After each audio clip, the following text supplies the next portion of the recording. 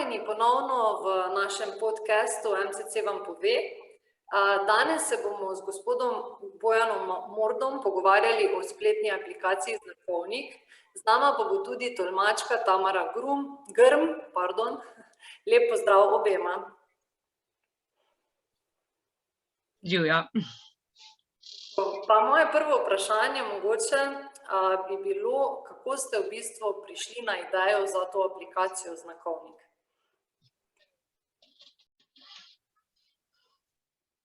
Ideja je prišla tako, da v bistvu sem že enih 5-10 let pred tem sodeloval z različnimi fotografi pri oblikovanju, slikanju, oblikovanju različnih delovnih zvezkov, različnih verzij. In potem, ko se je skozi čas spreminjala tudi tehnologija in na primer, ko so ljudje šli na avtobus, pa niso več uporabljali tehle zvezkov in se učili kreten preko zvezkov, ampak smo se spomnili v bistvu, da so videi odlična ideja za takšno stvar.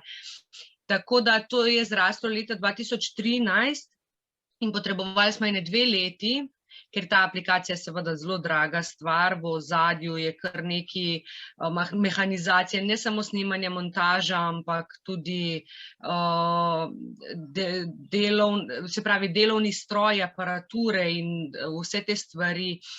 Se pravi, treba je bilo narediti 2 aplikaciji, posebej za Apple, posebej za Google, za Android, tako da ja, je kar traja. Pa ste pred tem mogoče že poskusili s čim drugim, s kakšno podobno idejo, ki ste jo potem v bistvu pretvorili v to aplikacijo, ali ste začeli dejansko potem s to aplikacijo in je bila ta že v okviru od začetka?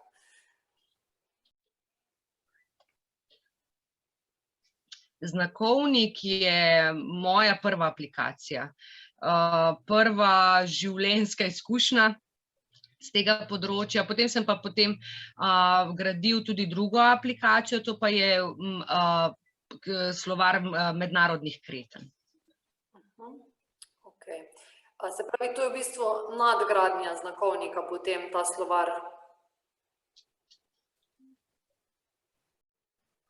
Ja, lahko rečemo. V bistvu je posebna aplikacija, ker je to poseben način, so druge kretnje, ampak je pa isti sistem, samo druge kretnje so noter. Okej.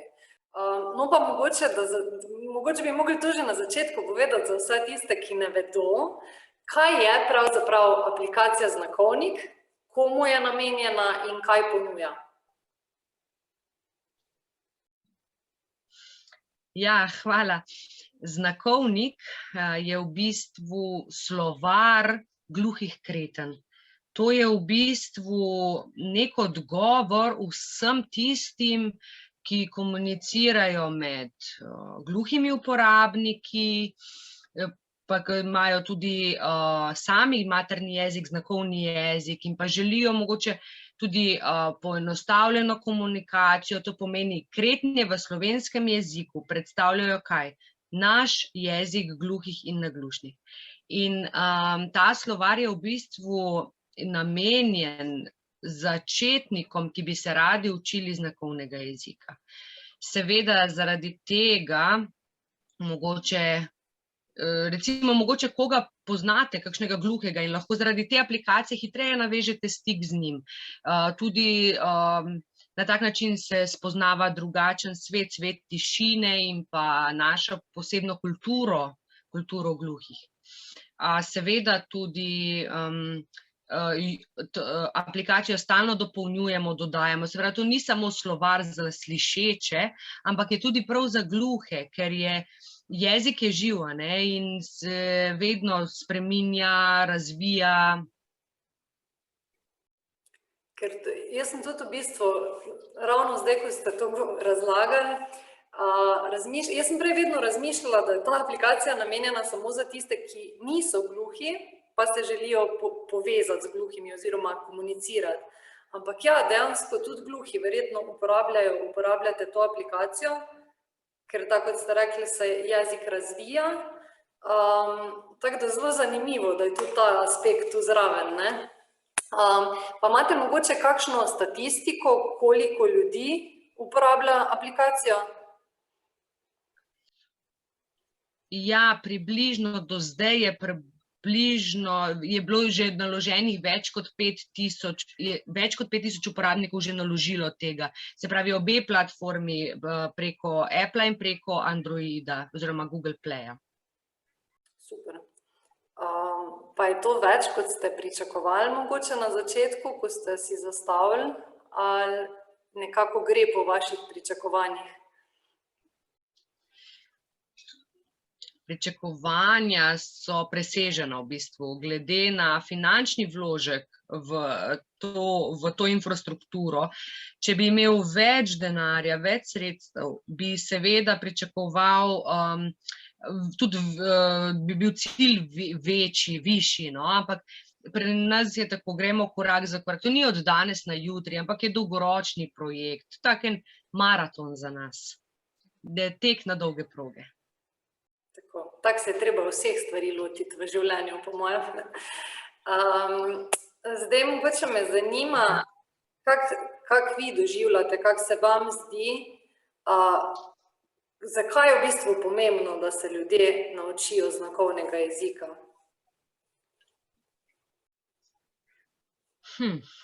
A veste, gluhi, naglušni, slišeči, pač kdorkoli v resnici, vsi smo se rodili v bistvu brez jezika. Vsi. In vsi imamo prvi stik, v bistvu prvi stik je v resnici neverbalna komunikacija. To smo vsi imeli, že ko smo se rodili, že kot dojenčki smo jokali, smo izražali čustva, ali smo lačni, ali smo pokakani, ali karkoli drugega. In tale neverbalni stik je v nas, smo ga znali že pač z rojstvom. In potem pa seveda, še posebej med slišečimi izvodeni, ker prevlada govor, mimika, vizualizacija, gibanje telesa, na to v bistvu slišeči precej pozabimo. Gluhi pa zaradi tega načina komunikacije to ohranjamo. En lep primer je, na primer, ko Slovenec, ni važno kdo, en Slovenec, ne vem, odpotuje, ne vem, na Kitajsko, na Kitajskem, pač pa ne, tam so bolj slabi v angleščini, a ne? In kako bo Slovenec komuniciral s Kitajcem? Seveda isto z neko mimiko, nekim kazanjem na stvari, na tak način se poskuša vzpostaviti stik in komunikacija. In tako da je v bistvu ta jezik je koristen za vse smeri, tudi za ljudi, ki imajo težave pri govornem izražanju, je lahko znakovni jezik neko pomagalo. Tudi zakaj recimo bi čakali na prvo otrokovo besedo, ne vem, tam pri 10-12 mesecih, zakaj bi čakali, če lahko vzpostavimo komunikacijo že pri 3-4 mesecih z dojenčkom, lahko komuniciramo, izražamo čustva, povemo želje, ne vem, bi igračo, bi mleko, sem lačen, sem žejen, že prej lahko mamice pridejo v stik z zdravim v narekovajih otrokom. In neverbalno komunikacijo otroci res ekstra hitro usvojijo in potem tudi besede še hitreje povežejo in usvojijo, tako da. Pa se vam zdi mogoče, da je vedno več zanimanja tudi med slišečimi, da bi se naučili nekako jezika, znakovnega jezika, no, tako? Moje mnenje je, ko videvam moje prijatelje, sodelavce, ki izvajajo tečaje znakovnega jezika, da je zanimanje vedno večje. Vedno več različnih organizacij, ker v Sloveniji seveda jih imamo ogromno, izvajajo tečaje prvič iz radovednosti, drugič pa mogoče imajo koga v kolektivu ali ne vem, ali pa soseda, prijatelja in bi se radi naučili neke osnove. Tretjič pa zdaj, kot ste opozorili na televiziji, je vedno več tolmačenja in nekateri bi radi videli tudi, kaj pomeni tisto, kar delajo. Tako da v bistvu znakovni jezik je zelo lep jezik. Kot ste nekateri slišeči rečejo, ne vem, francoščina, wow, kako lepo zveni, melodičen in tak, ne vem, tako je za nas gluhe neverbalna komunikacija, se pravi znakovni jezik ima čudovit. Zdaj pa me zanima, mogoče omenili ste tudi to nadgradnjo, mednarodno aplikacijo, ne? Kako se v bistvu znakovni jezik od države do države razlikuje in obstaja v bistvu en univerzalni jezik, ki ga dejansko vsak na svetu nekako naj bi znal oziroma se ga naučil nekako? Ja, če iz osebnega, oziroma se pravi, če ti obvladaš svoj materni znakovni jezik, bi v stiku z drugim, s človekom z druge države bi komunikacija šla. Ker so razlike zelo majhne, obstaja pa tudi mednarodni znakovni jezik, ki moram poudariti, to ni uradni jezik, to je kot neko samo sredstvo za komunikacijo umetno ustvarjeno, se pravi, uporabljamo ga na svetovnih kongresih, na svetovnih konferencah in tako naprej, kjer pride, ne vem, 50-80 držav in v bistvu nek univerzalni jezik je ta mednarodni znakovni jezik. To je neki vmesni člen med vsemi državami za komunikacijo med gluhimi.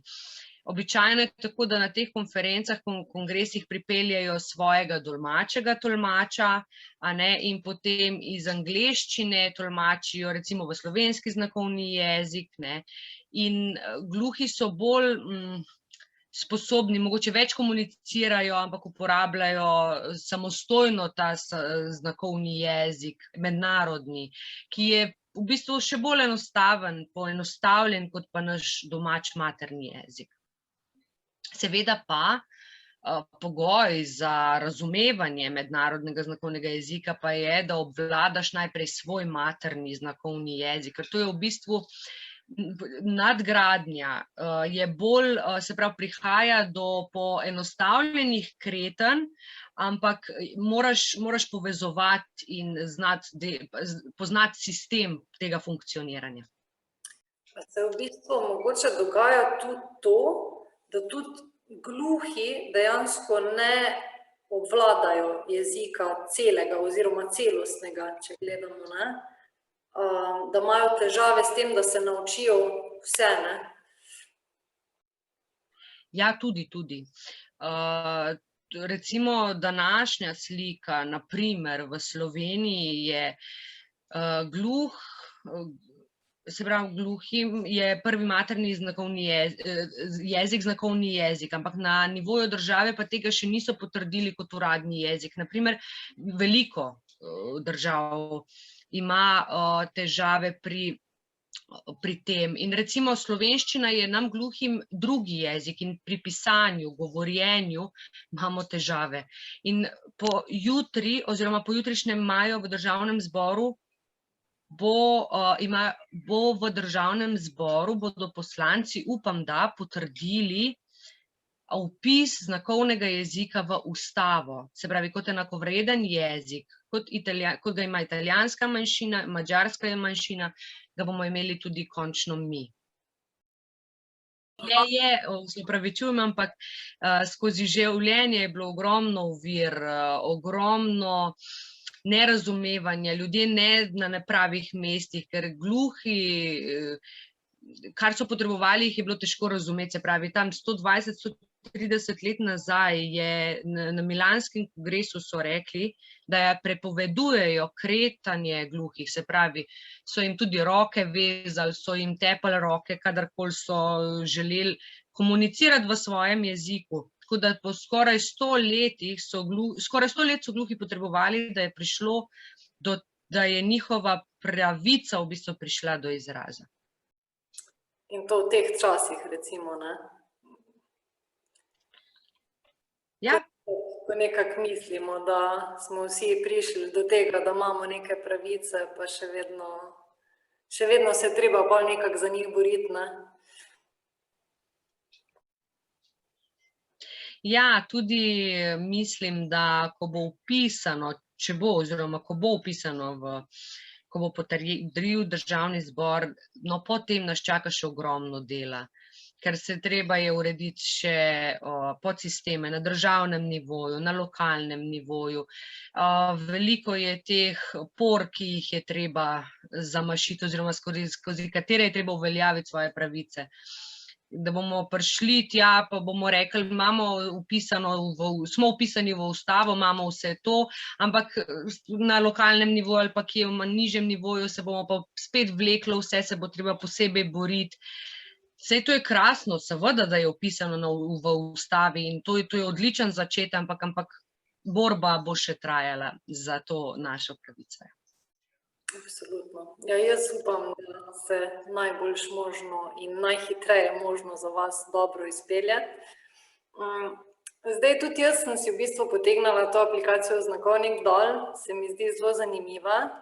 Sicer imam ta problem, da se velikokrat časa lotim, pa zelo hitro nekako spustim zadevo, ampak bom si dala priložnost, se bom poskusila kaj naučiti. Zdaj pa mogoče bi tudi na tem mestu vaju pozvala, da mogoče kako kretnjo naučita za začetek neke komunikacije mogoče. Sem čisto odprta, no, tako bom rekla. Ja, v bistvu Znakovnik, ta aplikacija je tudi neke vrste za ozaveščanje, da bi čim več ljudi videlo, da je znakovni jezik res lep. Zato je tudi ta aplikacija, ima 6 zvezkov. Prvi zvezek mislim, da ima okrog 1000, preko 1000 kretanj in je brezplačen. Tako da lahko preizkusite in če vidite in če se najdete v tem, da vam je všeč, potem je tu nek pomočnik za nakup naslednjih zvezkov, da se krijejo, se pravi, te naši tekoči stroški, ki so res sicer veliki. Ampak glede kretenj, pa mogoče lahko rečem, ne vem, kažem kretnjo danes je dober dan. Danes je dober dan. Hvala. Na koncu pa mogoče tako kot en pozdrav gluhih, en tak značilen pozdrav je ta kretnja. Ja, vam bo še enkrat pokazal. I love you. Sestavljen je iz črke I, L pa Y. In rad vas imam, ali pa adijo, ali pa lep pozdrav. To je v bistvu vedno kažejo takole. To je taka ena mednarodna kretnja. Tudi svetovni zvezdniki, nogometaši, pevci, politiki včasih pozdravljajo s to kretnjo, tako da tako na tak način povejo, da vas marata. Tako da če ponovimo, danes je dober dan. Hvala in pa lep pozdrav. Zdaj, jaz bi res pohvalila to aplikacijo tudi iz tega razloga, ker ko imaš nekje neki narisanje, čisto drugače kot pa video, ravno zaradi tega, ker so neke vmesne zadeve, ki jih delate z rokami, da pridete iz ene zadeve v drugo, in je res zelo fajna zadeva in jo zelo priporočam in se mi zdi zelo dobro, da se nasplošno ljudje tudi lotimo tega, ravno zaradi tega vključevanja in zaradi komunikacije z vsemi. Res je, ja. Hvala. Torej, najlepša hvala, da ste si vzela čas danes, da ste bila z nami. Vi pa nas glejte v naslednjem podcastu. Se vidimo.